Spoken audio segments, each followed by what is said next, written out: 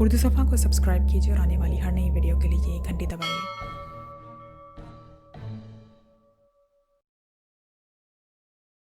उसे अभी भी यकीन नहीं आ रहा था कि ये सब उसके साथ हो रहा था। उसका दिल डूबने लगा। मुझे इस सूरत हाल का सामना करना है, मुझे हिम्मत नहीं हारनी, मुझे किसी न किसी तरह फौरी तौर पर जलाल से कांटेक्ट करना है। वो यकीनन अब तक अपने पेरेंट्स से बात कर चुका होगा। उससे बात करके कोई ना कोई रास्ता निकल आएगा। वो बेचैनी से कमरे में टहलते हुए सोचती रही। उसके कमरे में दोबारा कोई नहीं आया। रात 12 बजे के बाद वो अपने कमरे से निकली। वो जानती थी कि इस वक्त तक सब सोने के लिए जा चुके होंगे। उसने जलाल के घर का नंबर डायल करना शुरू कर दिया। फ़ोन किसी ने नहीं उठाया। उसने यके बाद दिगरे कई बार नंबर मिलाया। आधे घंटे तक इसी तरह कॉल्स करते रहने के बाद उसने मायूसी के साथ फ़ोन रख दिया। वो जवेरिया या राबिया को फ़ोन नहीं कर सकती थी। वो दोनों इस वक्त हॉस्टल में थी। कुछ देर सोचते रहने के बाद उसने सबिहा का नंबर डायल करना शुरू कर दिया। उसके वालिद ने फ़ोन उठाया। बेटा, सबिहा तो पेशावर गई है अपनी अम्मी के साथ। सबिहा के वालिद ने इमामा को बताया। पेशावर? इमामा के दिल की धड़कन रुक गई। उसके कज़न की शादी है, वो लोग ज़रा पहले चले गए हैं, मैं भी कल चला जाऊँगा। उसके वालिद ने बताया, कोई पैगाम हो तो आप मुझे दे दें, मैं सबिहा को पहुँचा दूँगा। नहीं शुक्रिया अंकल। वो उनके साथ इस सारे मामले में क्या बात कर सकती थी। उसने फ़ोन रख दिया। उसके डिप्रेशन में इजाफा होने लगा। अगर मेरा जलाल से कांटेक्ट ना हुआ तो उसका दिल एक बार फिर डूबने लगा। एक बार फिर उसने जलाल का नंबर डायल करना शुरू कर दिया और तभी किसी ने उसके हाथ से रिसीवर ले लिया। वो सुन हो गई। हाशिम मुबीन उसके पीछे खड़े थे। किसको फ़ोन कर रही हो? उनके लहजे में बेहद ठहराव था। दोस्त को कर रही थी। इमामा ने उनकी तरफ देखे बगैर कहा। वो उनसे नज़रें मिलाकर झूठ नहीं बोल सकती थी।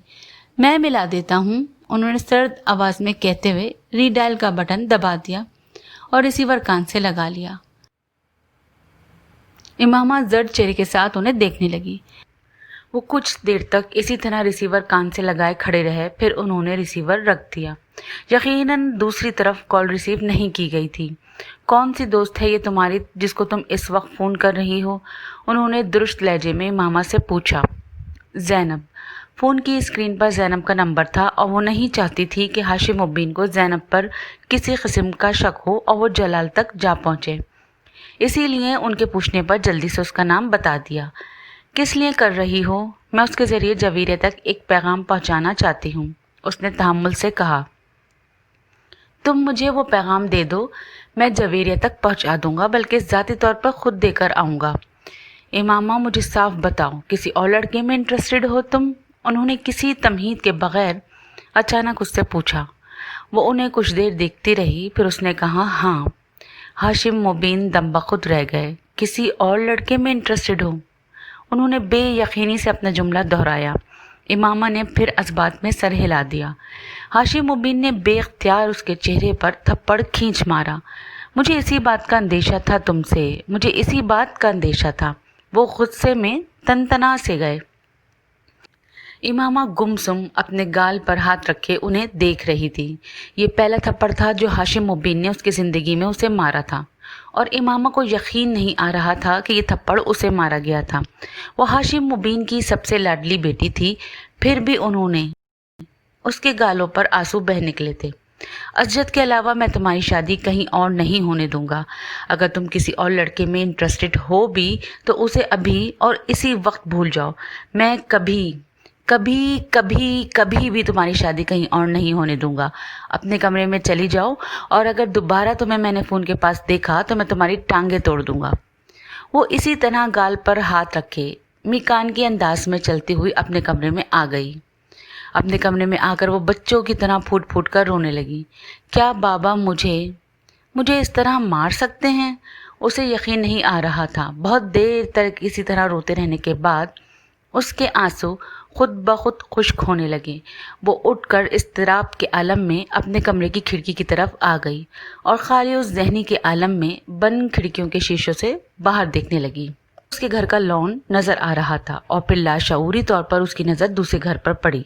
वो सालार का घर था। वो उसका कमरा निचली मंजिल पर था। दूर से कुछ भी वाज़ेह नहीं हो रहा था। उसके बावजूद वो उसके घर में एक दफ़ा जाने के बाद اس کی لوکیشن اور کمرے میں پھرنے والے کے حلیے اور جسامت سے اندازہ لگا سکتی تھی کہ وہ سالار کے علاوہ اور کوئی نہیں ہو سکتا۔ اس کے ذہن میں ایک جھماکا ہوا، ہاں یہ شخص میری مدد کر سکتا ہے۔ اگر میں اسے ساری صورتحال بتا دوں اور اسے کہوں کہ لاہور جا کر جلال سے رابطہ کرے تو میرا مسئلہ حل ہو سکتا ہے، مگر اس سے رابطہ کیسے؟ اس کے ذہن میں ایک دم اس کی گاڑی کے پچھلے شیشے پر لکھا ہوا اس کا موبائل نمبر اور نام یاد آیا۔ اس نے ذہن میں موبائل نمبر کو دہرایا۔ اسے کوئی دقت نہیں ہوئی۔ کاغذ کا ایک ٹکڑا لے کر اس نے احتیاط کے طور پر اس نمبر کو لکھ لیا۔ 3 بجے کے قریب وہ آہستہ آہستہ ایک بار پھر لاؤنج میں آ گئی اور اس نے وہ نمبر ڈائل کرنا شروع کر دیا۔ سالار نے نیند میں اپنے موبائل کی بیپ سنی تھی۔ جب لگاتار موبائل بجتا رہا تو اس نے آنکھیں کھول دیں اور قدرے ناگواری کے عالم میں بیڈ کی سائڈ ٹیبل کو ٹٹولتے ہوئے موبائل اٹھایا۔ ہیلو، امامہ نے سالار کی آواز پہچان لی تھی۔ وہ فوری طور پر کچھ نہ بول سکی۔ ہیلو، اس کی خوابدیدہ آواز دوبارہ سنائی دی۔ سالار، اس نے اس کا نام لیا۔ بول رہا ہوں، اس نے اسی خوابدیدہ آواز میں کہا۔ میں امامہ بول رہی ہوں۔ وہ کہنے والا تھا، کون امامہ؟ میں کسی امامہ کو نہیں جانتا، مگر اس کے دماغ نے کرنٹ کی طرح اسے سگنل دیا۔ اس نے بے اختیار آنکھیں کھول دیں۔ وہ نام کے ساتھ ساتھ اس کی آواز بھی پہچان چکا تھا۔ میں وسیم کی بہن بول رہی ہوں۔ اس کی خاموشی پر امامہ نے اپنا تعارف کرایا۔ میں پہچان چکا ہوں۔ سالار نے ہاتھ بڑھا کر بیڈ سائڈ لیمپ کو آن کر دیا۔ اس کی نیند غائب ہو چکی تھی۔ ٹیبل پہ پڑی ہوئی اپنی رسٹ واچ اٹھا کر دیکھا، گھڑی 3:10 بجا رہی تھی۔ اس نے قدرے بے یقینی سے گھڑی کو دوبارہ ٹیبل پر رکھ دیا۔ دوسری طرف اب خاموشی تھی۔ ہیلو، سالار نے اسے مخاطب کیا۔ سالار، مجھے تمہاری مدد کی ضرورت ہے۔ سالار کے ماتھے پر کچھ بل آئے۔ میں نے ایک بار تمہاری زندگی بچائی تھی، اب میں چاہتی ہوں کہ تم میری زندگی بچاؤ۔ وہ کچھ نہ سمجھنے والے انداز میں اس کی بات سنتا رہا۔ میں لاہور میں کسی سے رابطہ کرنا چاہتی ہوں مگر کر نہیں پا رہی۔ کیوں؟ وہاں سے کوئی فون نہیں اٹھا رہا۔ تم رات کے اس وقت؟ امامہ نے اس کی بات کاٹ دی۔ پلیز اس وقت صرف میری بات سنو۔ میں دن کے وقت فون نہیں کر سکتی اور شاید کل رات کو بھی نہ کر سکوں۔ میرے گھر والے مجھے فون نہیں کرنے دیں گے۔ میں چاہتی ہوں کہ تم ایک ایڈریس اور فون نمبر نوٹ کر لو اور اس پر ایک آدمی سے کانٹیکٹ کرو۔ اس کا نام جلال انصر ہے۔ تم مجھ سے صرف یہ پوچھ کر بتا دو مجھے کہ میرے پیرنٹس نے یہاں میری شادی طے کر دی ہے اور وہ مجھے اب شادی کے بغیر لاہور آنے نہیں دیں گے۔ سالار کو اچانک اس سارے معاملے میں دلچسپی پیدا ہونے لگی۔ کمبل کو اپنے گھٹنوں سے اوپر تک کھینچتے ہوئے وہ امامہ کی بات سنتا رہا۔ وہ ایک ایڈریس اور فون نمبر دہرا رہی تھی۔ سالار نے اس نمبر اور ایڈریس کو نوٹ نہیں کیا، اس کی ضرورت ہی نہیں تھی۔ اس نے پوچھا، اور اگر میرے فون کرنے پر بھی کسی نے فون نہیں اٹھایا تو؟ جب وہ خاموش ہو گئی تو اس نے پوچھا۔ دوسری طرف لمبی خاموشی رہی۔ پھر امامہ نے کہا، تم لاہور جا کر اس آدمی سے مل سکتے ہو؟ پلیز، یہ میرے لیے بہت ضروری ہے۔ اس بار امامہ کی آواز ملتجیانہ تھی۔ اور اگر اس نے پوچھا کہ میں کون ہوں تو؟ تم جو چاہے اسے بتا دینا، مجھے اس سے دلچسپی نہیں ہے، میں صرف اس مصیبت سے چھٹکارا چاہتی ہوں۔ کیا یہ بہتر نہیں ہے کہ تم اس آدمی سے خود بات کرو؟ سالار نے کچھ سوچتے ہوئے کہا۔ میں تمہیں بتا چکی ہوں کہ شاید مجھے دوبارہ فون کا موقع نہ ملے، اور فی الحال تو وہ آدمی فون ریسیو نہیں کر رہا۔ سالار نے اس کی بات کے جواب میں کچھ نہیں کہا اور اس نے مایوسی کے عالم نے مزید کچھ کہے بغیر فون رکھ دیا۔ سالار موبائل بند کرنے کے بعد کچھ دیر اسے ہاتھ میں لے کر بیٹھا رہا۔ جلال انصر، امامہ ہاشم، رابطہ، پیرنٹ سے بات، زبردستی کی شادی۔ اس نے امامہ سے جلال کے بارے میں پوچھا نہیں تھا کہ اس سے امامہ کا تعلق کس طرح کا ہو سکتا ہے۔ وہ اپنی داہنی ٹانگ ہلاتے ہوئے ان دونوں کے بارے میں سوچتا رہا۔ اسے یہ صورتحال خاصی دلچسپ محسوس ہو رہی تھی کہ امامہ جیسی لڑکی اس طرح کے کسی افیئر میں انوالو ہو سکتی تھی۔ وہ اپنے لیے اس کی ناپسندیدگی سے بھی واقف تھا اور اسے یہ بھی حیران کر رہی تھی بات کہ اس کے باوجود وہ اس سے ہی مدد مانگ رہی تھی۔ یہ کیا کر رہی ہیں خاتون؟ مجھے استعمال کرنے کی کوشش یا پھنسانے کی کوشش؟ اس نے دلچسپی سے سوچا۔ کمبل اپنے سینے تک کھینچتے ہوئے آنکھیں بند کر لیں۔ मगर नींद उसकी आंखों से मुकम्मल तौर पर दूर थी। वो पिछले कई सालों से वसीम और उसके घर वालों को जानता था। वो इमामा को भी सरसरी से तौर पे देख चुका था, मगर इन मुलाकातों में उसने इमामा पर कभी गौर नहीं किया था।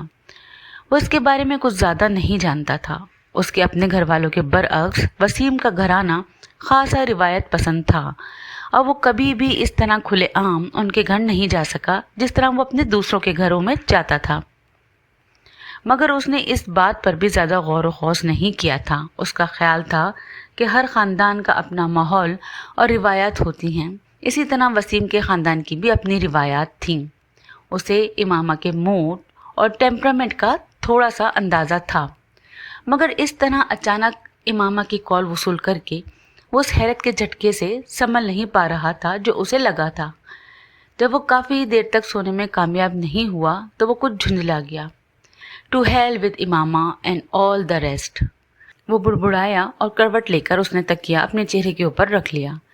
इमामा अपने कमरे में आकर भी उसी तरह बैठी रही। उसे अपने पेट में गिरहें पड़ती हुई महसूस हो रही थी। सिर्फ चंद घंटों में सब कुछ बदल गया था। वो पूरी रात सो नहीं सकी। सुबह वो नाश्ते के लिए बाहर आई। उसकी भूख यकदम जैसे गायब हो गई थी। 10 साढ़े 10 बजे के करीब उसने पोर्च में कुछ गाड़ियों के स्टार्ट होने और जाने की आवाज़ें सुनी।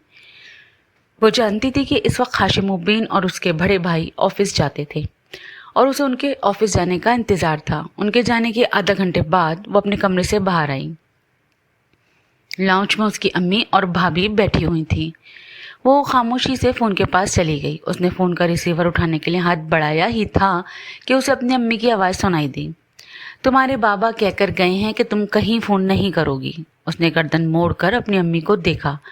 मैं असजद को फ़ोन कर रही हूँ। किस लिए? मैं उससे बात करना चाहती हूँ। वो फजूल बातें जो तुमने रात को कर रही थी अपने बाबा से। सलमा ने तेज़ लहजे में कहा। मैं आपके सामने बात कर रही हूँ, आप मुझे बात करने दें। अगर मैंने कोई गलत बात की तो आप फ़ोन बंद कर सकती हैं, उसने पुरसुकून अंदाज में कहा। और शायद ये उसका अंदाज ही था जिसने सलमा को कुछ मुतमईन कर दिया था। इमामा ने नंबर डायल किया, मगर वो असजद को फ़ोन नहीं कर रही थी। चंद बार बेल बजने के बाद दूसरी तरफ फ़ोन उठा लिया गया। फ़ोन उठाने वाला जलाल ही था। खुशी की एक लहर इमामा के अंदर से गुजर गई। हेलो, मैं इमामा बोल रही हूँ, उसने जलाल के नाम लिए बग़ैर एतमाद से कहा। तुम बताए बग़ैर इस्लामाबाद क्यों चली गई? मैं कल तुमसे मिलने हॉस्टल आया था। जलाल ने कहा।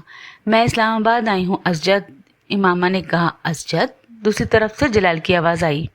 तुम किससे कह रही हो? मुझे बाबा ने रात ही बताया कि मेरी शादी की तारीख़ तय हो गई है। इमामा, जलाल को जैसे एक करंट लगा। शादी की तारीख़? इमामा उसकी बात सुने बग़ैर उसी पुरसुकून अंदाज में बोलती रही। मैं जानना चाहती हूँ कि तुमने अपने पेरेंट्स से बात की है। इमामा, मैं अभी बात नहीं कर सका। तो फिर तुम बात करो। मैं तुम्हारे अलावा किसी दूसरे से शादी नहीं कर सकती, ये तुम जानते हो, मगर मैं इस तरह भी शादी नहीं करूँगी। तुम अपने पेरेंट्स से बात करो और फिर मुझे बताओ कि वो क्या कहते हैं। इमामा, क्या तुम्हारे पास कोई है? जलाल के जहन में अचानक एक झमाका हुआ। हाँ। इसीलिए तुम असजद कह रही हो? हाँ, वो अपने पेरेंट्स से बात करता हूँ। तुम मुझे दोबारा रिंग कब करोगी? तुम मुझे बताओ कि मैं तुम्हें कब रिंग करूँ। कल फ़ोन कर लो। तुम्हारी शादी की तारीख़ कब तय की गई है? जलाल की आवाज़ में परेशानी थी। ये मुझे नहीं पता, इमामा ने कहा। ठीक है इमामा, मैं आज ही अपने पेरेंट्स से बात करता हूँ और तुम परेशान मत होना, सब ठीक हो जाएगा। इमामा को तसल्ली देते हुए फ़ोन बंद कर दिया। इमामा ने शुक्र अदा किया कि उसकी भाभी या अम्मी को ये शक नहीं हो सका कि वो असजद से नहीं किसी और से बात कर रही थी। ये शादी तुम्हारे बाबा और आज़म भाई ने मिलकर तय की है। तुम्हारे या असजद के कहने पर वो इसे मुलतवी नहीं करेंगे। सलमा ने इस बार खदरे नरम लहजे में कहा। अम्मी, मैं मार्केट तक जा रही हूँ, मुझे कुछ ज़रूरी चीज़ें लेनी हैं। इमामा ने उनकी बात का जवाब देने के बजाय कहा। फ़ोन की बात दूसरी है, मगर मैं तुम्हें घर से निकलने की इजाज़त नहीं दे सकती। तुम्हारे बाबा ने ना सिर्फ मुझे बल्कि चौकीदार को भी हिदायत की है कि तुम्हें बाहर जाने ना दें। अम्मी, आप लोग मेरे साथ आखिर इस तरह क्यों कर रहे हैं? इमामा ने कुछ बेबसी के आलम में सोफे पर बैठते हुए कहा। मैंने आपको अपनी शादी से तो मना नहीं किया। मेरी हाउस जॉब का तो इंतज़ार कर लें, इसके बाद मैं शादी कर लूँगी। मेरी समझ में ये बात नहीं आती कि तुम शादी से इनकार क्यों कर रही हो। तुम्हारी शादी जल्द हो रही है, मगर तुम्हारी मर्जी के खिलाफ तो नहीं हो रही। इस बार उसकी भाभी ने भी उसे समझाने की कोशिश की। ख्वाह कल रात से पूरा घर टेंशन का शिकार है, और मैंने तो तुम्हें देखकर ही हैरान थी कि तुम तो कभी भी इस तरह से जिद नहीं करती। फिर अब क्या हो गया है तुम्हें? जब से तुम लाहौर गई हो बहुत अजीब हो गई हो, और हमारे चाहने से वैसे भी कुछ नहीं होगा। मैंने तुम्हें बताया है ना कि तुम्हारे बाबा ने तय किया है सब कुछ। आप इन्हें समझा तो सकती थी। इमामा ने सलमा की बात पर एहतजाज किया। किस बात पर समझाती?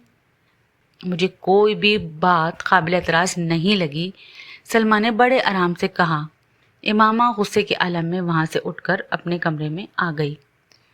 सलार सुबह खिलाफ मामूल देर से उठा। घड़ी देखते हुए उसने कॉलेज ना जाने का फैसला किया। सिकंदर और तैयबा कराची गए हुए थे। वो घर पर अकेला ही था। मुलाजिम जिस वक्त नाश्ता लेकर आया वो टीवी ऑन किए बैठा था। ज़रा नासरा को अंदर भेजना। उसे मुलाजिम को देखकर कुछ याद आया। उसके जाने के चंद मिनट बाद नासरा अंदर दाखिल हुई। जी साहब, आपने बुलाया है? उधेड़ उमर मुलाजमा ने अंदर दाखिल होते हुए कहा। हाँ, मैंने बुलाया है, तुमसे एक काम करवाना है। सलार ने टीवी का चैनल बदलते हुए कहा। नासरा, तुम्हारी बेटी वसीम के घर काम करती है ना? सलार अब रिमोट रखकर उसकी तरफ मुतवज्जा हुआ। हाशिम साहब के घर? नासरा ने कहा। हाँ, उन्हीं के घर। हाँ जी, करती है। वो कुछ हैरान होकर उसका मुंह देखने लगी। किस वक्त जाती है वो उनके घर? इस वक्त उनके घर पर ही है। क्या हुआ है सलार साहब? नासरा अब कुछ परेशान नजर आने लगी। कुछ नहीं, मैं सिर्फ ये चाहता हूँ कि तुम उसके पास जाओ, ये मोबाइल उसे दो और उसे कहो कि ये इमामा को दे दे।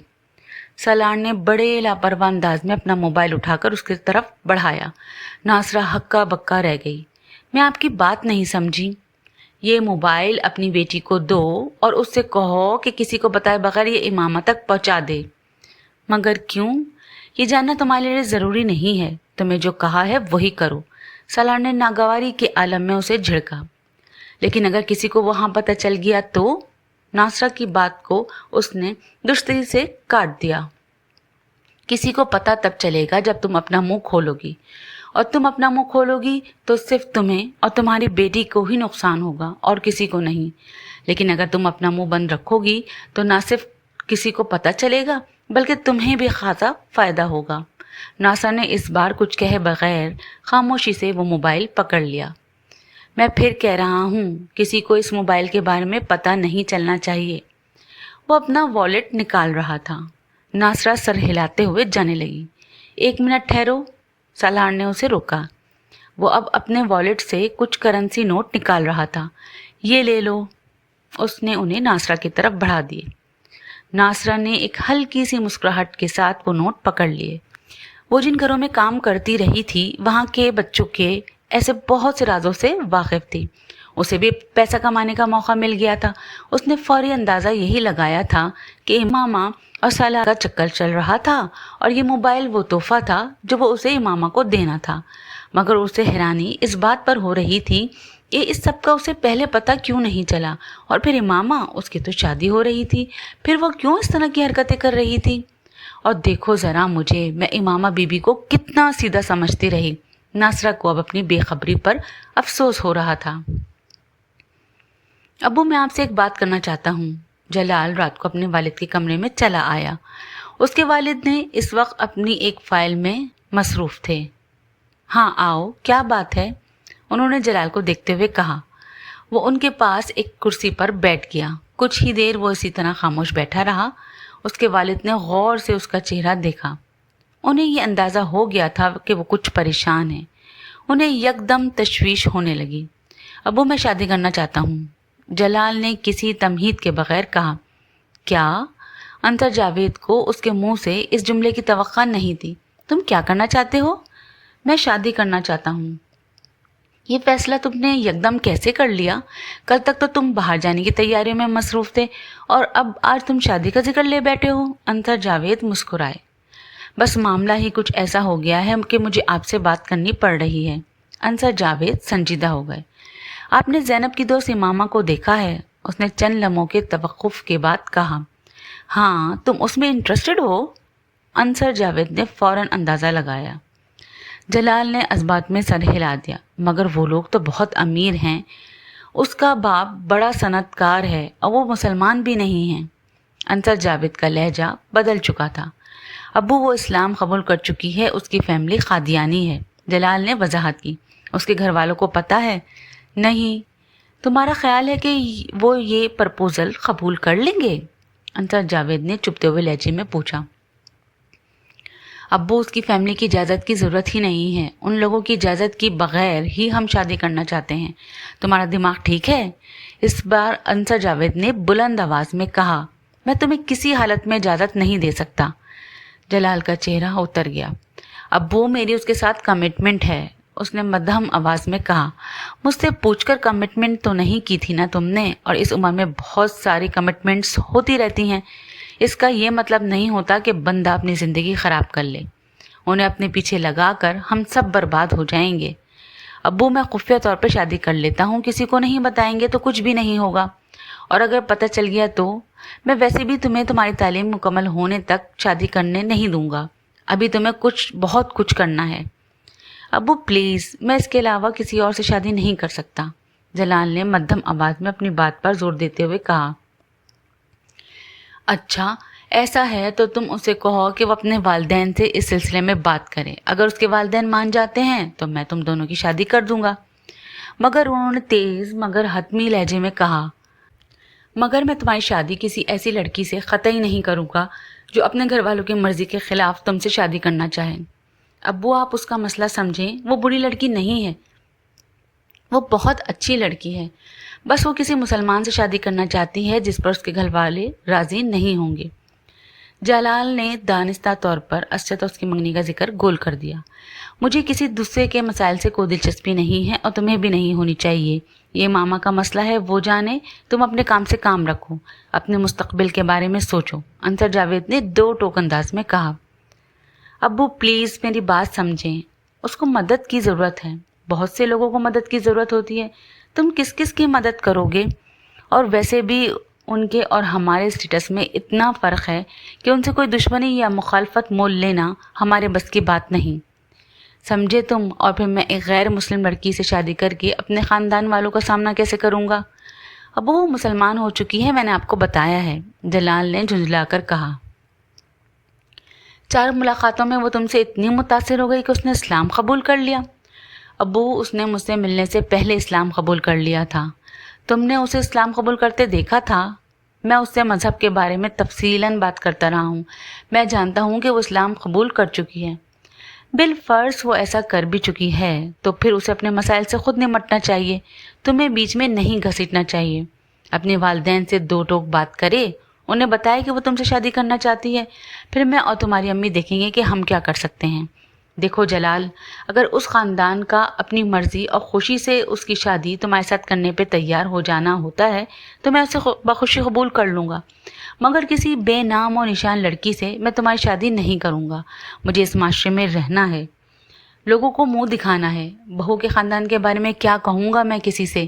یہ کہ وہ گھر چھوڑ کر آئی ہے اور اس نے اپنی مرضی سے میرے بیٹے سے شادی کر لی ہے۔ ابو، یہ ہمارا مذہبی فریضہ ہے کہ ہم اس کی مدد کریں، اور انصر جاوید نے تلخی سے اس کی بات کاٹ دی۔ مذہب کو بیچ میں لے کر مت آؤ، ہر چیز میں مذہب کی شرکت ضروری نہیں ہوتی، صرف تم ہی یہ مذہبی فریضہ ادا کرنے والے رہ گئے ہو، باقی سارے مسلمان مر گئے ہیں۔ ابو، اس نے مجھ سے مدد مانگی ہے، میں اس لیے کہہ رہا ہوں۔ بیٹا، یہاں بات مدد کی یا مذہب کی نہیں ہے، یہاں صرف زمینی حقائق کو دیکھنے کی ضرورت ہے۔ بہت اچھی بات ہے کہ تم میں مدد کا جذبہ ہے اور تمہیں اپنے مذہبی فرائض کا احساس ہے، مگر انسان پر کچھ حق اس کے والدین کا بھی ہوتا ہے، اور یہ حق بھی مذہب ہی نے فرض کیا ہے، اور اس کی حق کے تحت میں چاہتا ہوں کہ تم اس کے خاندان کی مرضی کے بغیر اسے شادی نہ کرو۔ فرض کرو تم اسے شادی کر بھی لیتے ہو تو کیا ہوگا؟ تم تو چند ماہ میں امریکہ میں ہوگے اور وہ یہاں گھر بیٹھی ہوگی۔ میرے پاس اتنا پیسہ نہیں ہے کہ میں تم چاروں کی تعلیم پر بھی خرچ کروں اور اس کی تعلیم پر بھی۔ تم اچھی طرح جانتے ہو کہ تم پر میرا کتنا پیسہ خرچ ہو رہا ہے۔ تو وہ ڈاکٹر تو نہیں بنے گی، یہاں گھر میں کتنے سال تم اسے بٹھا سکتے ہو؟ اور اگر اس کے خاندان نے تم پر یا ہم پر کیس کر دیا تو اس صورت میں تم بھی پابند ہو کر رہ جاؤ گے اور میں بھی۔ تم کو اپنی بہن کا احساس ہونا چاہیے۔ تم یہ چاہتے ہو کہ اس عمر میں میں جیل چلا جاؤں، اور شاید تم بھی۔ جلال کچھ بول نہ سکا۔ ان چیزوں کے بارے میں اتنا جذباتی ہو کر نہیں سوچنا چاہیے۔ میں نے تمہیں سارا راستہ بتا دیا ہے۔ اس سے کہو اپنے والدین سے بات کر کے انہیں رضامند کریں۔ ہو سکتا ہے وہ رضامند ہو جائیں، پھر مجھے کیا اعتراض ہوگا تم دونوں کی شادی پر، لیکن اگر وہ یہ نہیں کرتی تو پھر اس سے کہو کہ وہ کسی اور سے شادی کر لے، اور تم ٹھنڈے دل سے سوچو، تمہیں خود پتہ چل جائے گا کہ تمہارا فیصلہ کتنا نقصان دہ ہے۔ انصر جاوید نے آخری کیل ٹھونکی۔ باجی میں آپ کا کمرہ صاف کر دوں؟ ملازمہ نے دستک دیتے ہوئے امامہ سے پوچھا۔ نہیں تم جاؤ، امامہ نے ہاتھ کے اشارے سے اسے جانے کے لیے کہا۔ ملازمہ باہر جانے کے بجائے دروازہ بند کر کے اس کے پاس آ گئی۔ میں نے تم سے کہا ہے نا کہ تم، امامہ کے کچھ کہنے کی کوشش کی مگر پھر اس کی بات حلق میں ہی رہ گئی۔ ملازمہ نے اپنی چادر کے اندر سے ایک موبائل نکالا تھا۔ امامہ حیرت سے اسے دیکھنے لگی۔ باجی یہ میری ماں نے دیا ہے، وہ کہہ رہی تھی کہ ساتھ والے سالار صاحب نے آپ کے لیے دیا ہے۔ اس نے امامہ کی طرف عجلت کے عالم میں وہ موبائل بڑھایا۔ امامہ نے تیزی سے موبائل کو جھپٹ لیا۔ اس کا دل تیزی سے دھڑک رہا تھا۔ دیکھو تم کسی کو بتانا مت کہ تم نے مجھے کوئی موبائل لا کر دیا ہے، امامہ نے اسے تاکید کی۔ نہیں باجی آپ بے فکر رہیں، میں نہیں بتاؤں گی۔ اگر آپ کو بھی کوئی چیز سالار صاحب کے لیے دینی ہو تو مجھے دے دیں۔ نہیں مجھے کچھ نہیں دینا، تم جاؤ، اس نے اپنے حواس پر قابو پاتے ہوئے کہا۔ ملازمہ کے کمرے سے نکلتے ہی اس نے کمرے کو لاک کر لیا۔ کانپتے ہاتھوں اور دل کی بے قابو ہوتی دھڑکنوں کے ساتھ اس نے دراز سے موبائل اور اس پر جلال کا نمبر ڈائل کرنا شروع کر دیا۔ وہ اسے تفصیل سے ساری بات بتانا چاہتی تھی۔ فون جلال کی امی نے اٹھایا۔ بیٹا جلال تو باہر گیا ہوا ہے، وہ تو رات کو ہی آئے گا، تم زینب سے بات کر لو، اسے بلا دوں؟ جلال کی امی نے کہا، نہیں آنٹی مجھے کچھ جلدی ہے، میں زینب سے پھر بات کر لوں گی، بس میں نے ان سے چند کتابوں کا کہا تھا، مجھے انہی کے بارے میں پوچھنا تھا، میں دوبارہ فون کر لوں گی، امامہ نے فون بند کرتے ہوئے کہا۔ امامہ نے اس دن دوپہر کو بھی کھانا نہیں کھایا۔ وہ صرف رات ہونے کا انتظار کر رہی تھی تاکہ جلال گھر آ جائے اور وہ اس سے دوبارہ بات کر سکے۔ شام کے وقت ملازمہ نے اسے ازجد کے فون کی اطلاع دی۔ وہ جس وقت نیچے آئی اس وقت لانچ میں صرف وسیم بیٹھا ہوا تھا۔ وہ اسے مکمل طور پر نظر انداز کرتے ہوئے فون کی طرف چلی گئی۔ فون کا ریسیور اٹھاتے ہی دوسری طرف ازجد کی آواز سنائی دی۔ بے اختیار امامہ کا خون کھولنے لگا، یہ جاننے کے باوجود کہ اس شادی کو طے کرنے میں ازجد سے زیادہ خود ہاشم مبین کا ہاتھ تھا۔ امامہ کو اس پر غصہ آ رہا تھا، وہ اس کا حال دریافت کر رہا تھا۔ ازجد تم نے اس طرح میرے ساتھ دھوکہ کیوں کیا ہے؟ کیسا دھوکہ امامہ؟ شادی کی تاریخ طے کرنا، تم نے اس سلسلے میں مجھ سے بات کیوں نہیں کی؟ وہ کھولتے ہوئے بولی، کیا انکل نے تم سے بات نہیں کی؟ انہوں نے مجھ سے پوچھا تھا اور میں نے ان سے کہا تھا کہ میں بھی شادی کرنا نہیں چاہتی۔ بہرحال اب تو کچھ نہیں ہو سکتا، اور پھر کیا فرق پڑتا ہے کہ شادی ہو اب ہو یا کچھ سالوں کے بعد؟ ازجد نے قدرے لاپرواہی سے کہا۔ ازجد تمہیں فرق پڑتا ہو یا نہیں مجھے پڑتا ہے۔ میں اپنی تعلیم مکمل کرنے تک شادی نہیں کرنا چاہتی، اور یہ بات تم اچھی طرح جانتے تھے۔ ہاں میں جانتا ہوں، مگر اس سارے معاملے میں تو کہیں بھی انوالو نہیں ہوں، تو میں بتا رہا ہوں شادی انکل کے اصرار پر ہی ہو رہی ہے، تم اسے رکوا دو۔ تم کیسی باتیں کر رہی ماں، میں اسے کیسے رکوا دوں؟ ازجد نے کچھ حیرانی سے کہا۔ ازجد پلیز، امامہ میں ایسا نہیں کر سکتا، تم میری پوزیشن سمجھو۔ اب تو ویسے بھی کارڈ چھپ چکے ہیں، دونوں گھرانوں میں تیاریاں ہو رہی ہیں، اور امامہ نے اس کی بات سنے بغیر ریسیور پٹک دیا۔ وسیم نے اس پوری گفتگو میں کوئی مداخلت نہیں کی تھی۔ وہ خاموشی سے ازجد کے ساتھ ہونے والی اس گفتگو کو سنتا رہتا تھا۔ جب امامہ نے فون بند کر دیا تو وسیم نے اس سے کہا، تم خواہ ایک فضول بات پر اتنا ہنگامہ کھڑا کر رہی ہو، کل بھی تو تم نے شادی ازجد کے ساتھ ہی کرنی ہے، پھر اس طرح کر کے تم خود اپنے لیے مسائل پیدا کر رہی ہو۔ بابا تم سے بہت ناراض ہیں۔ میں نے تم سے تمہاری رائے نہیں مانگی، تم اپنے کام سے کام رکھو، جو کچھ تم میرے ساتھ کر چکے ہو وہ کافی ہے۔ امامہ اس پہ غرائی اور پھر واپس اپنے کمرے میں آ گئی۔ وہ رات کو بھی اپنے کمرے سے نہیں نکلی تھی، مگر ملازم کے کھانا لانے پر اس نے کھا لیا تھا۔ رات کو 11 بجے کے قریب اس نے جلال کو فون کیا۔ فون جلال نہیں اٹھایا تھا۔ شاید وہ امامہ کے فون کی توقع کر رہا تھا۔ مختصر سی تمہید کے بعد وہ اصل موضوع کی طرف آ گیا۔ امامہ، میں نے ابو سے کچھ دیر پہلے بات کی ہے، اس نے امامہ سے کہا۔ پھر وہ اس کے استفسار پر چند لمحے خاموش رہا، پھر اس نے کہا، ابو اس شادی پر رضامند نہیں ہیں۔ ابو اس شادی پر رضامند نہیں ہیں۔ امامہ کا دل ڈوب گیا۔ مگر آپ تو کہہ رہے تھے کہ انہیں اس شادی پر کوئی اعتراض نہیں ہوگا۔ ہاں، میرا یہی خیال تھا، مگر انہیں بہت ساری باتوں پر اعتراض ہے۔ وہ سمجھتے ہیں کہ تمہارے اور ہمارے خاندان کے اسٹیٹس میں بہت فرق ہے، اور وہ تمہارے خاندان کے بارے میں بھی جانتے ہیں، اور انہیں سب سے بڑا اعتراض اس بات پر ہے کہ تم اپنے گھر والوں کی مرضی کے بغیر مجھ سے شادی کرنا چاہتی ہو۔ انہیں یہ خوف ہے کہ اس صورت میں تمہارے گھر والے میرے گھر والوں کو تنگ کریں گے۔ وہ ساکت بیٹھی موبائل کان سے لگائے اس کی آواز سنتی رہی۔ آپ نے انہیں رضامند کرنے کی کوشش نہیں کی؟ ایک لمبی خاموشی کے بعد اس نے کہا، میں نے بہت کوشش کی۔ انہوں نے مجھ سے کہا ہے اگر تمہارے گھر والے اس شادی پر تیار ہو جاتے ہیں تو پھر وہ بھی راضی ہو جائیں گے، اس بات کی پرواہ کیے بغیر کہ تمہارا خاندان کیا ہے، لیکن تمہارے گھر والوں کی مرضی کے بغیر وہ میری اور تمہاری شادی کو تسلیم نہیں کریں گے، جلال نے اس سے کہا۔ اور آپ کیا کہتے ہیں؟ امامہ، میری سمجھ میں کچھ نہیں آ رہا، جلال نے کچھ بے بسی کے عالم میں کہا۔ جلال، میرے پیرنٹس کبھی آپ سے میری شادی پر تیار نہیں ہوں گے۔ بصورت دیگر ہماری پوری کمیونٹی ان کا بائیک آؤٹ کر دے گی، اور وہ یہ کبھی برداشت نہیں کر سکتے۔ اور پھر آپ جیسے میری منگنی کو کیوں بھول رہے ہیں؟ امامہ، تم پھر بھی اپنے والدین سے بات تو کرو، ہو سکتا ہے کوئی راستہ نکل آئے۔ میں کل بابا سے تھپڑ کھا چکی ہوں، صرف یہ بتا کر کہ میں کسی دوسرے میں انٹرسٹڈ ہوں۔ امامہ کی آواز بھررانے لگی۔ اگر انہیں یہ پتہ چل گیا کہ میں جسے پسند کرتی ہوں وہ ان کے مذہب کا نہیں ہے تو وہ مجھے مار ڈالیں گے۔ پلیز آپ انکل سے بات کریں، آپ انہیں میری پرابلم بتائیں، اس نے ملتجانہ لہجے میں کہا۔ میں ابو سے کل دوبارہ بات کروں گا اور امی سے بھی، پھر میں تمہیں بتاؤں گا کہ وہ کیا کہتے ہیں۔ جلال پریشان تھا۔ امامہ نے جس وقت اس سے بات کرنے کے بعد فون بند کیا تو وہ بے حد دل گرفتہ تھی۔ اس کے وہم و گمان میں بھی یہ نہیں تھا کہ جلال کے والدین کو اس شادی پر اعتراض ہوگا۔ وہ موبائل ہاتھ میں لیے بہت دیر تک خالی اس ذہنی کے عالم میں بیٹھی رہی۔ تمہارے ابو مجھ سے پہلے ہی اس سلسلے میں بات کر چکے ہیں، اور جو وہ کہہ رہے ہیں وہ بالکل ٹھیک ہے۔ تم کو اس طرح کے خطروں میں کودنے کی کوئی ضرورت نہیں ہے، جلال کی امی نے قطعی لہجے میں اس سے کہا۔ وہ امامہ کے کہنے پر ان سے بات کر رہا تھا۔ مگر امی، اس میں خطرے والی کیا بات ہے؟ کچھ بھی نہیں ہوگا، آپ خواہ مخواہ خوفزدہ ہو رہی ہیں، جلال نے کچھ احتجاجی انداز میں کہا۔ تم حماقت کی حد تک بے وقوف ہو، اس کی امی نے اس کی بات پر اسے جھڑکا۔ امامہ کے خاندان اور اس کے والد کو تمہارے ابو بہت اچھی طرح سے جانتے ہیں۔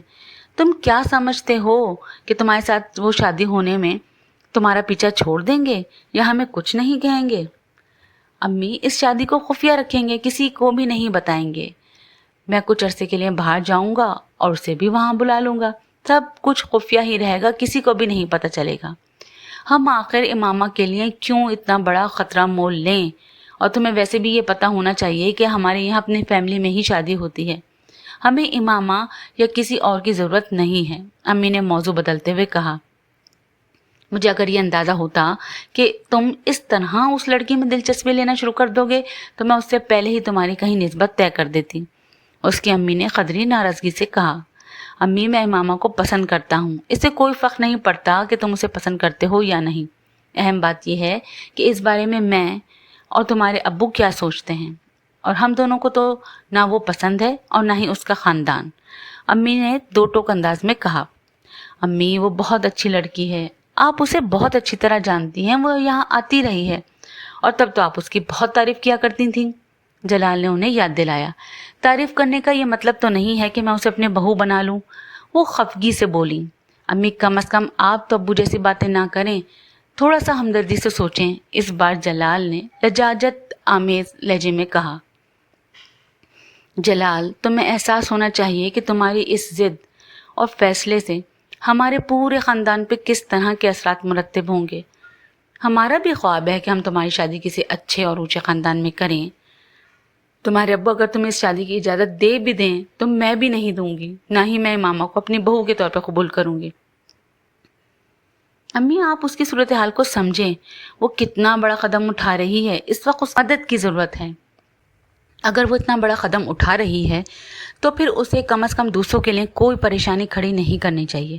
میں اسے برا نہیں کہہ رہی، وہ بہت اچھا فیصلہ کر رہی ہے، مگر ہم لوگوں کی بھی اپنی کچھ مجبوریاں ہیں۔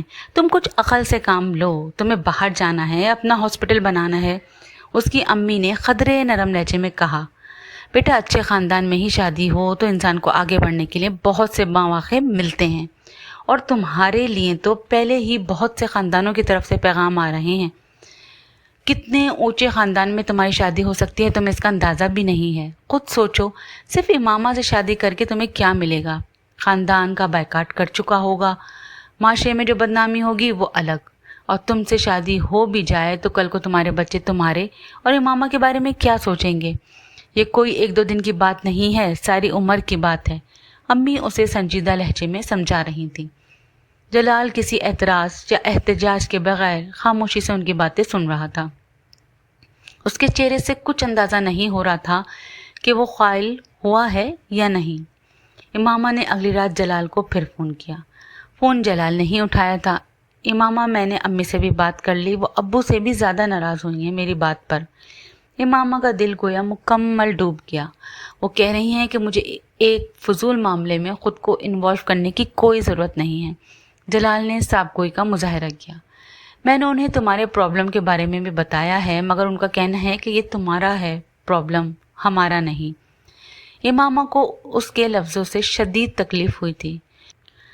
میں نے انہیں بہت سمجھانے کی کوشش کی، مگر وہ رضامند نہیں ہیں اور نہ ہی ہوں گی۔ جلال کی آواز دھیمی ہو گئی تھی۔ مجھے تمہاری مدد کی ضرورت ہے جلال، اس نے ڈوبتے دل کے ساتھ کسی مدھم سی امید پر کہا۔ میں جانتا ہوں امامہ، مگر میں کچھ نہیں کر سکتا۔ میرے والدین اس پرپوزل پر راضی نہیں ہیں۔ کیا تم ان کی مرضی کے بغیر مجھ سے شادی نہیں کر سکتے؟ نہیں، یہ میرے لیے ممکن نہیں ہے۔ مجھے ان سے اتنی محبت ہے کہ میں انہیں ناراض کر کے تم سے شادی نہیں کر سکتا۔ پلیز جلال، وہ گڑ گڑائی، تمہارے علاوہ میرے پاس اور کوئی راستہ نہیں ہے۔ میں اپنے والدین کی نافرمانی نہیں کر سکتا۔ تم مجھے اس کے لیے مجبور نہ کرو۔ میں آپ کو نافرمانی کے لیے نہیں کہہ رہی، میں تو آپ سے اپنی زندگی کی بھیک مانگ رہی ہوں۔ اس کے اعصاب چٹک رہے تھے۔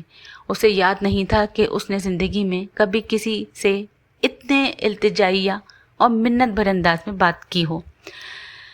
آپ مجھ سے صرف نکاح کر لیں، اپنے والدین کو اس کے بارے میں نہ بتائیں۔ بے شک آپ بعد میں ان کی مرضی سے بھی شادی کر لیں، میں اعتراض نہیں کروں گی۔ تم اب بچوں جیسی باتیں کر رہی ہو۔ خود سوچو، اگر ایسے کسی نکاح کے بارے میں ابھی میرے والدین کو پتہ چل جاتا ہے تو وہ کیا کریں گے؟ وہ تو مجھے گھر سے نکال دیں گے، اور پھر تم اور میں کیا کریں گے؟ ہم محنت کر لیں گے، کچھ نہ کچھ کر لیں گے۔ تمہارے اس کچھ نہ کچھ سے میں باہر پڑھنے جا سکوں گا؟ اس بار جلال کا لہجہ چپتا ہوا تھا، وہ بول نہیں سکی۔ نہیں امامہ، میرے اتنے خواب اور خواہشات ہیں کہ میں انہیں تمہارے لیے یا کسی کے لیے بھی نہیں چھوڑ سکتا۔ مجھے تم سے محبت ہے، اس میں کوئی شک نہیں، مگر اس جذباتیت کا مظاہرہ نہیں کر سکتا جس کا تم کر رہی ہو۔ تم دوبارہ مجھے فون مت کرنا، کیونکہ میں اب اس سارے معاملے کو یہیں ختم کر دینا چاہتا ہوں۔ مجھے تم سے ہمدردی ہے، مگر تم اپنے مسئلے کا حل خود نکالو، میں تمہاری مدد نہیں کر سکتا۔ خدا حافظ۔ جلال نے فون بند کر دیا۔ رات 10:50 پر اسے اپنے ارد گرد کی پوری دنیا دھوئے میں تحلیل ہوتی نظر آئی۔ کسی چیز کے مٹھی میں ہونے اور پھر دور دور تک کہیں نہ ہونے کا فرق کوئی ماما سے بہتر نہیں بتا سکتا تھا۔ معاف ذہن اور شل ہوتے اعصاب کے ساتھ وہ بہت دیر تک کسی بت کی طرح اپنے بیڈ پر ٹانگیں لٹکائے بیٹھی رہی۔ مجھے بتا دینا چاہیے اب بابا کو سب کچھ، اس کے سوا اب کوئی دوسرا راستہ نہیں ہے۔ شاید وہ خود ہی مجھے اپنے گھر سے نکال دیں، کم از کم مجھے اس گھر سے تو رہائی مل جائے گی۔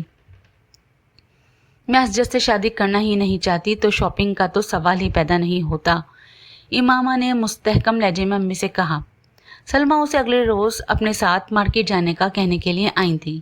پہلے تمہیں شادی پر اعتراض تھا، اب تمہیں اسجد سے شادی پر اعتراض ہے، آخر تم چاہتی کیا ہو؟ سلمہ اس کی بات پر مشتعل ہو گئی۔ صرف یہ کہ آپ اسجد سے میری شادی نہ کریں۔ تو پھر کس سے کرنا چاہتی ہو تم؟ ہاشم مبین اچانک کھلے دروازے سے اندر آ گئے تھے۔ یقیناً انہوں نے باہر کوریڈور میں امامہ اور سلمہ کے درمیان ہونے والی گفتگو سنی تھی، اور وہ اپنے غصے پر قابو نہیں رکھ پائے تھے۔ امامہ یکدم چپ ہو گئی۔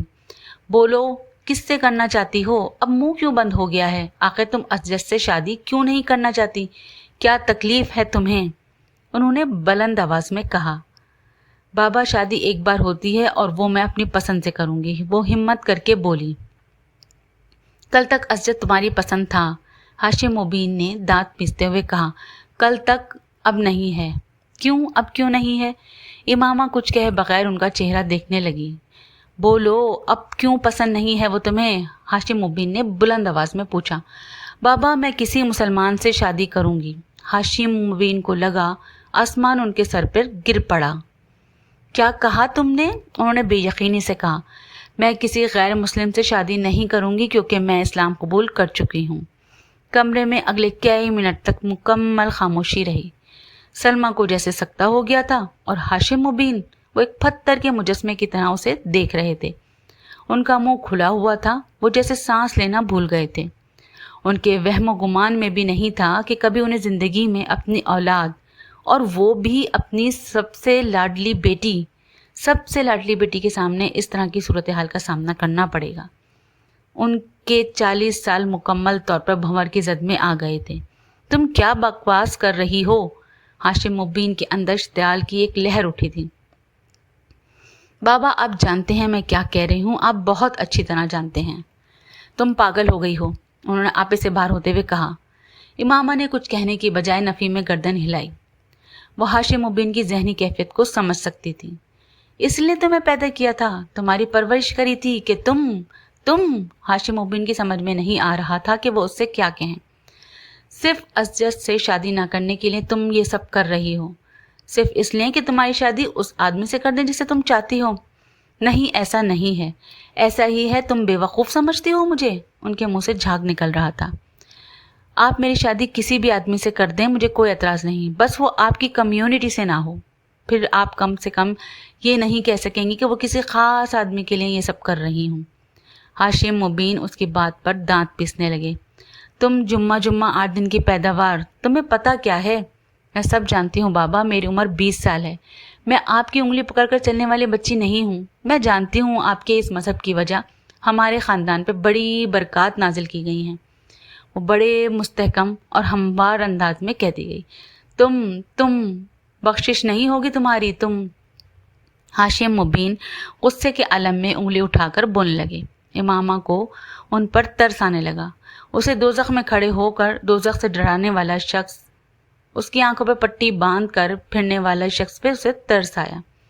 اسے مہر شدہ دل والے اس آدمی پر ترس آیا، اسے نفس زدہ آدمی پر ترس آیا، اسے گمراہی کی سب سے اوپر والی سیڑھی پہ کھڑے آدمی پر ترس آیا۔ تم گمراہی کے رستے پہ چل پڑی ہو، چند کتابیں پڑھ کر تم۔ امامہ نے ان کی بات کاٹ دی۔ آپ اس بارے میں مجھ سے بحث نہیں کر سکیں گے، میں سب کچھ جانتی ہوں، تحقیق کر چکی ہوں، تصدیق کر چکی ہوں۔ آپ مجھے کیا بتائیں گے، کیا سمجھائیں گے؟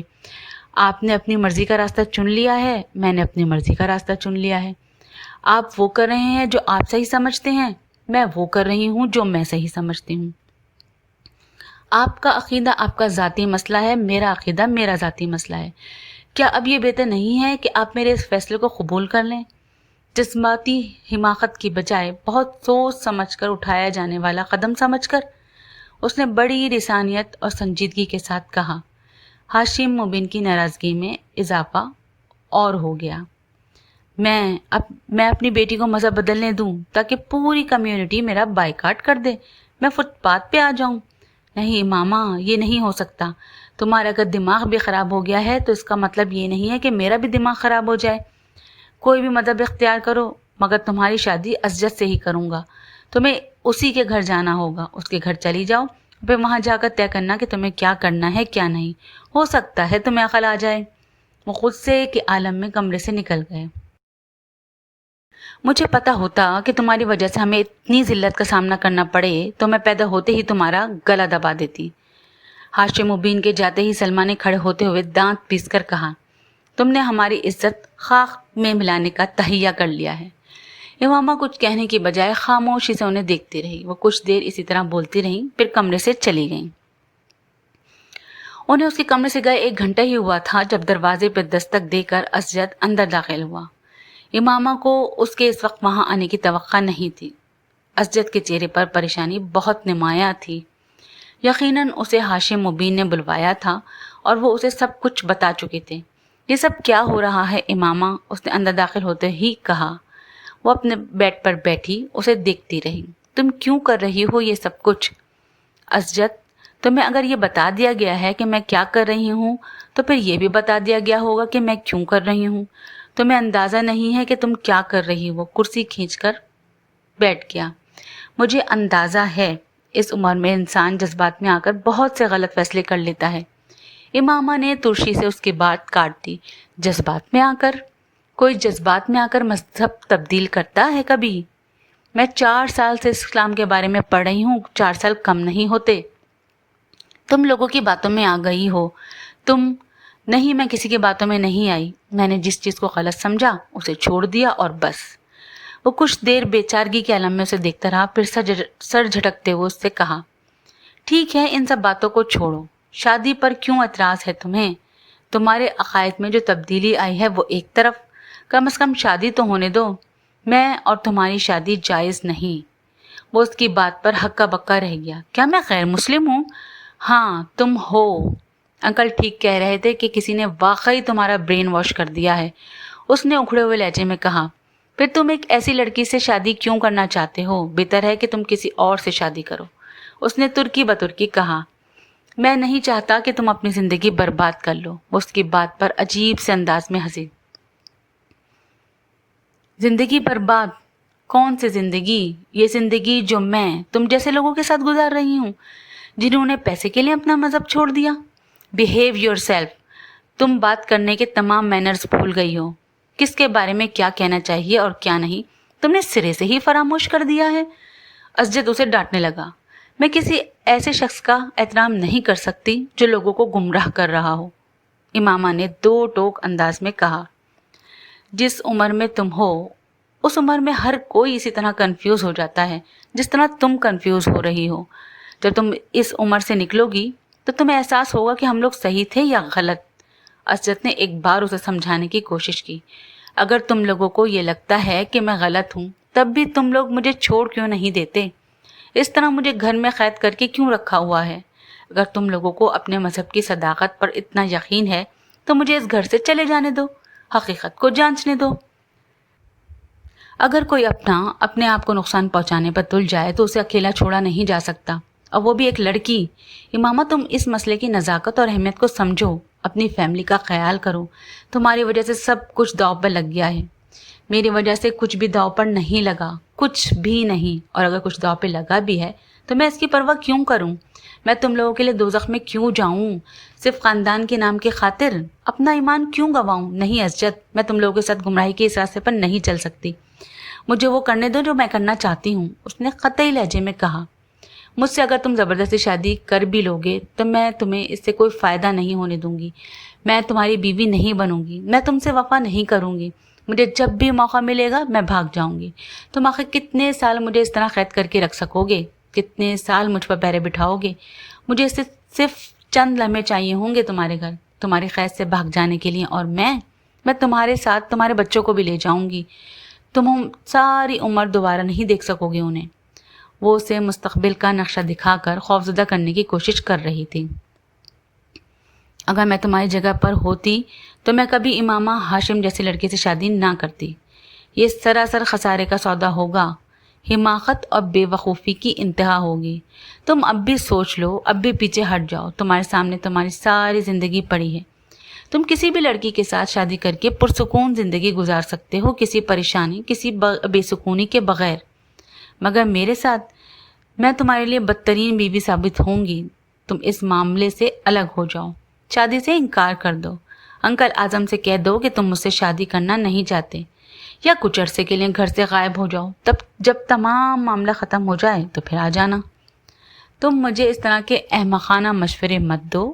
میں کسی بھی قیمت پر تم سے دستبردار نہیں ہو سکتا، کسی بھی قیمت پر۔ نہ میں انکار کروں گا، نہ اس معاملے سے الگ ہوں گا، نہ ہی گھر سے کہیں جاؤں گا۔ میں تم سے ہی شادی کروں گا امامہ۔ اب یہ ہمارے خاندان کی عزت اور ساکھ کا معاملہ ہے۔ یہ شادی نہ ہونے اور تمہارے گھر سے چلے جانے سے ہمارے پورے خاندان کو جتنا نقصان اٹھانا پڑے گا اس کا تمہیں بالکل اندازہ نہیں۔ ورنہ तुम मुझे कभी यह मशवरा ना देती। जहाँ तक बुरी बीवी साबित होने या घर से भाग जाने का ताल्लुक है तो ये सब बात का मसला है। मैं तुम्हें बहुत अच्छी तरह जानता हूँ। तुम इस तरह की टेम्परामेंट की मालिक नहीं हो कि दूसरों को बेजा परेशान करती रहो, और वो भी मुझे जिससे तुम मोहब्बत करती हो। अजद बड़े इत्मीनान से कह रहा था, तुम्हें गलत फहमी है, मुझे कभी भी तुमसे मोहब्बत नहीं रही, कभी भी। मैं ज़हनी तौर पर तुम्हारे साथ अपने ताल्लुक़ और रिश्ते को उस वक्त जहन से निकाल चुकी हूँ जब मैंने अपना मज़हब छोड़ा था। तुम मेरी ज़िंदगी में अब कहीं नहीं हो, कहीं भी नहीं। अगर मैं अपने घर वालों के लिए मसाइल खड़ी कर सकती हूँ तो कल तुम्हारे लिए भी मसाइल खड़े करूँगी। तुम्हें इसका एहसास होना चाहिए और इस गलत फहमी से बाहर निकल आना चाहिए। हम दोनों कभी भी इकट्ठे नहीं हो सकते। तुम लोगों के ख़ानदान का हिस्सा मैं कभी नहीं बनूंगी। नहीं अजद, तुम्हारे और मेरे दरमियान बहुत फासला है, इतना फासला कि मैं तुम्हें देख तक नहीं सकती, और मैं इस फासले को कभी ख़त्म नहीं होने दूंगी। मैं कभी भी तुमसे शादी के लिए तैयार नहीं होंगी। अजद बदलती हुई रंगत के साथ उसका चेहरा देखता रहा। क्या तुम मेरा एक काम कर सकते हो? तुम्हारा क्या ख्याल है कि अब तक मैं इसके अलावा क्या कर रहा हूँ? सलार ने पूछा। दूसरी तरफ कुछ देर खामोशी रही, फिर उसने कहा, क्या तुम लाहौर जाकर जलाल से मिल सकते हो? सलार ने एक लम्हे के लिए अपनी आंखें बंद की। किस लिए? उसे इमामा की आवाज़ बहुत भारी लग रही थी, यूं जैसे उसे फ्लू था। फिर अचानक उसको ख्याल आया कि वो यकीनन रोती रही होगी, ये इसी का असर था। तुम मेरी तरफ से उससे रिक्वेस्ट करो कि वो मुझसे शादी कर ले, हमेशा के लिए नहीं तो कुछ दिनों के लिए ही। मैं इस घर से निकलना चाहती हूँ और मैं किसी की मदद के बगैर यहाँ से नहीं निकल सकती। बस वो मुझसे निकाह कर ले। तुम्हारा तो उससे फ़ोन पर राब्ता है, तो फिर तुम ये सब खुद क्यों उससे फ़ोन पर नहीं कह देती? सलार ने चिप्स खाते हुए बड़े इत्मीनान से उसे मशवरा दिया। मैं कह चुकी हूँ। उसे इमामा की आवाज़ पहले से ज़्यादा भराई हुई लगी। फिर उसने इनकार कर दिया है। Very sad. सलार ने अफसोस का इजहार किया। तो ये वन साइडेड अफेयर था? उसने कुछ तजस्सुस के आलम में पूछा। नहीं। तो फिर उसने इनकार क्यों कर दिया? तुम ये जानकर क्या करोगे? वो कुछ चिढ़कर बोली। सलार ने एक और चिप्स अपने मुंह में डाला। मेरे वहाँ जाकर उससे बात करने से क्या होगा? बेहतर है कि तुम ही दोबारा उससे बात कर लो। वो मुझसे बात नहीं कर रहा, वो फ़ोन नहीं उठाता, हॉस्पिटल में भी उस फ़ोन पर नहीं बुल आ रहा, वो जानबूझकर कतरा रहा है, इमामा ने कहा। तो फिर तुम क्यों उसके पीछे पड़ गई हो? जाने दो उसे, वो तुमसे मोहब्बत नहीं करता। तुम ये सब कुछ नहीं समझ सकते। तुम सिर्फ मेरी मदद करो, एक बार जाके उसे मेरी सूरत हाल के बारे में बताओ। वो मुझसे इस तरह नहीं कर सकता, और अगर उसने मुझसे बात करने से इनकार कर दिया तो फिर भी तुम उससे बात करना, शायद कोई सूरत निकल आए, मेरा मसला हल हो जाए।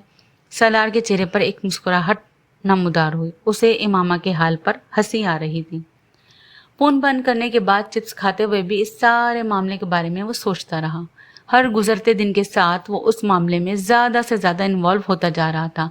ये उसे अपनी ज़िंदगी का सबसे बड़ा एडवेंचर महसूस हो रहा था। पहले इमामा तक फ़ोन पहुँचाना और अब जलाल से रब्ता, इमामा का बॉयफ्रेंड।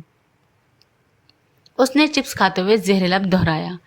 इमामा ने उसे उसके हॉस्पिटल और घर के तमाम कवायद से आगाह कर दिया था, और अब वो सोच रहा था कि उसे जलाल अंसर से मिलकर क्या कहना है।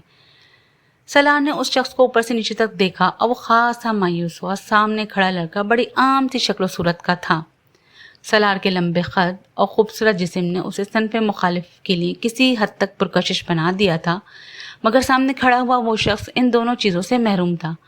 वो नॉर्मल कद-ओ-क़ामत का मालिक था। उसके चेहरे पर दाढ़ी न होती तो फिर भी वो कदरे बेहतर नजर आता। सलार सिकंदर को जलाल अंसर से मिलकर मायूसी हुई थी। इमामा अब उसे पहले से ज़्यादा बेवकूफ़ लगी। मैं जलाल अंसर हूँ, आप मिलना चाहते हैं मुझसे? मेरा नाम सलार सिकंदर है। उसने अपना हाथ उसकी तरफ बढ़ाया। माफ़ कीजिएगा, मगर मैंने आपको पहचाना नहीं।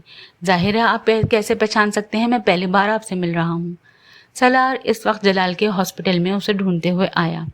चंद लोगों से उसके बारे में दरियाफ्त करने पर वो उसके पास पहुंच गया था। इस वक्त वो ड्यूटी रूम के बाहर खड़े थे। कहीं बैठकर बात कर सकते हैं? जलाल अब कुछ हैरान नजर आया। बैठकर बात? मगर किस सिलसिले में? इमामा के सिलसिले में। जलाल के चेहरे का रंग बदल गया। आप कौन हैं? मैं उसका दोस्त हूँ। जलाल के चेहरे का रंग एक बार फिर बदल गया। वो चुपचाप एक तरफ चलने लगा। सलार उसके साथ था। पार्किंग में मेरी गाड़ी खड़ी है, वहाँ चलते हैं, सलार ने कहा। गाड़ी तक पहुँचने और उसके अंदर बैठने तक दोनों के दरमियान कोई बात नहीं हुई। मैं इस्लामाबाद से आया हूँ, सलार ने कहना शुरू किया। इमामा चाहती थी कि मैं आपसे बात करूं। इमामा ने कभी मुझसे आपका जिक्र नहीं किया। जलाल ने कुछ अजीब से अंदाज में कहा, आप इमामा को कब से जानते हैं? तकरीबन बचपन से। हम दोनों के घर साथ साथ हैं, बड़ी गहरी दोस्ती है हमारी। सलार नहीं जानता उसने आखिरी जुमला क्यों कहा। शायद ये जलाल के चेहरे के बदलते हुए रंग थे जिनसे वो कुछ और महसूस होना चाहता था। वो जलाल के चेहरे पे नमूदार होने वाली नापसंदीदगी देख चुका था। इमामा से मेरी बहुत तफसीली बात हो चुकी है। इतनी तफसीली बात के बाद और क्या बात हो सकती है? जलाल ने सपाट लहजे में कहा। इमामा चाहती है कि आप उससे शादी कर लें। सलार ने जैसे न्यूज़ बुलेटिन पढ़ते हुए कहा। मैं अपना जवाब उसे बता चुका हूँ। वो चाहती है कि आप अपने फैसले पर नजरसानी करें। ये मुमकिन नहीं है। वो उस घर में अपने वालिदैन और घर वालों की कैद में है। वो चाहती है कि आप अगर हमेशा के लिए नहीं तो वक्ती तौर पर उससे निकाह कर लें। ये मुमकिन ही नहीं है। वो उनकी कैद में है तो निकाह हो ही नहीं सकता। फ़ोन पर नहीं, मैं इतना बड़ा रिस्क नहीं ले सकता। मैं ऐसे मामलात में इन्वॉल्व होना ही नहीं चाहता। जलाल ने कहा, मेरे वालिदैन मुझे इस शादी की इजाज़त नहीं देंगे और फिर वो इमामा को कबूल करने पर भी तैयार नहीं हैं। जलाल की नज़रें अब सलार के बालों की पोनी पर जमी हुई थी। यकीनन सलार की तरह उसने भी उसे नापसंदीदा करार दिया होगा।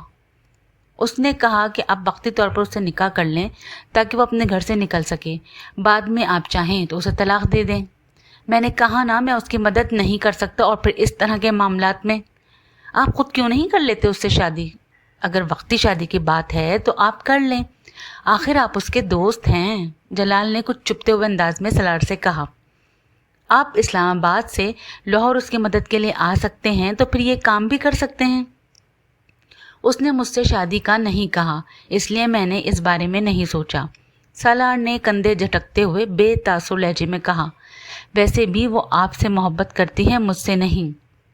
मगर आर्जी शादी या निकाह में तो मोहब्बत का होना ज़रूरी नहीं। बाद में आप भी उसको तलाक दे दें। जलाल ने मसले का हल निकाल लिया था।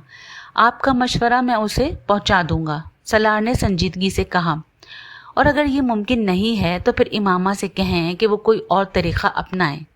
बल्कि आप किसी न्यूज़पेपर के ऑफिस चले जाएं और उन्हें इमामा के बारे में बताएं कि किस तरह उसके ख़ानदान ने उसे ज़बरदस्ती कैद कर रखा है।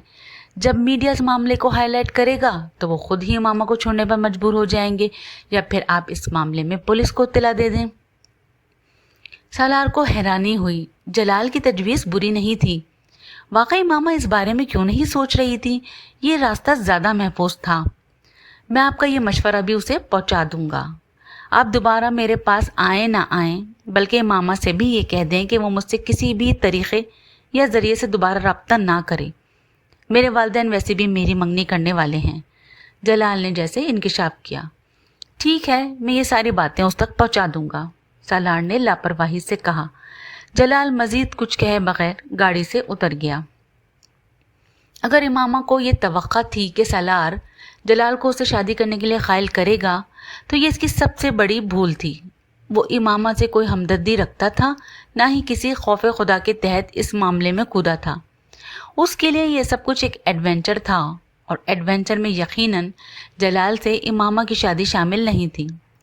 अगर जलाल से उसकी शादी के लिए उसे दलाइल देने भी पड़ते तो वो क्या देता? उसके पास सिर्फ एक दलील के अलावा और कोई भी दलील नहीं थी कि जलाल और इमामा एक दूसरे से मोहब्बत करते हैं, और ये वो दलील थी जिसे जलाल पहले ही रद्द कर चुका था।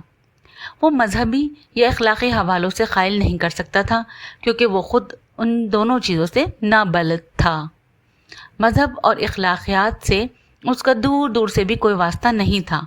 और सबसे बड़ी बात ये थी कि आखिर वो इमामा के लिए एक दूसरे आदमी से इतनी लंबी बहस करता ही क्यों? वो भी ऐसा आदमी जिसे देखते ही उसने नापसंद कर दिया था। और ये तमाम वो बातें थीं जो वो इस्लामाबाद से लाहौर आते हुए सोच रहा था। वो आया इसलिए था क्योंकि वो जलाल से मिलना चाहता था और देखना चाहता था कि इमामा के पैगाम पर उसका रद्द-ए-अमल क्या रहता था। उसने इमामा का पैगाम उसी के लफ्ज़ों में किसी इजाफे या तरमीम के बग़ैर पहुंचा दिया था, और अब वो जलाल का जवाब लेकर वापस जा रहा था और ख़ासा महसूस हो रहा था। आखिर इस पैगाम के जवाब में वो क्या करेगी? कहेगी अजद से शादी तो नहीं करेगी। जलाल उससे शादी करने पर तैयार नहीं। گھر سے وہ نکل نہیں سکتی. کوئی اور ایسا آدمی جو اس کے لیے مدد کر سکے یا مدد کے لیے آ سکے. پھر آخر وہ آگے کرے گی کیا؟ عام طور پر لڑکیاں ان حالات میں خودکشی کرتی ہیں اور بس. وہ یقیناً اب مجھ سے زہر یا ریوالور پہنچانے کی خواہش کرے گی. سالار متوقع صورتحال کے بارے میں سوچ کر پرجوش ہو رہا تھا.